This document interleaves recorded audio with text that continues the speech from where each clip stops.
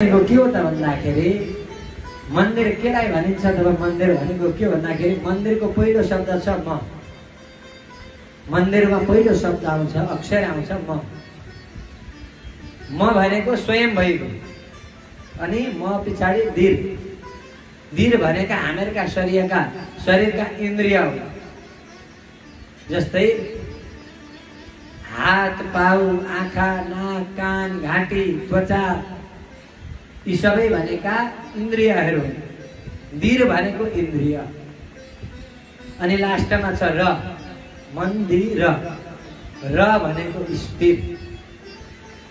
स्थिर भनेको जसले भगवानको मन्दिरमा गएर भगवानको दर्शन गर्दछ भने उनीहरूका जो व्यक्तिका शरीरका इन्द्रियहरू छन् ती इन्द्रियलाई स्थिर गराउने काम मन्दिरले गर्दछ।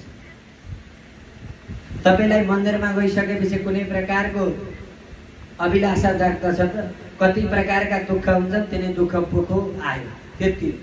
त्यहाँ कुनै प्रकारको यो चिज मेरो हो, यो चिज मलाई चाहिन्छ, यही चिज भएपछि मलाई हुन्थ्यो भन्ने आउँछ? आउँदैन। सबैको कल्याण होस्, परिवारमा सुख शान्ति होस्, यही मनसाय आफ्ना मनोकांक्षाहरू हुन्छन् भने तिनै मनमा रहेको। अब घरमा तपाईँ कोहीसँग झगडा गरेर जानु भइरहेछ भने त्यो झगडालाई सम्झिनु न, अबदेखि झगडा नहोस् भनेर चाहिँ सम्झिनुहुन्छ भने शरीरको इन्द्रियहरूलाई स्थिर गराउने काम मन्दिरले गर्दछ। भक्तवत्सल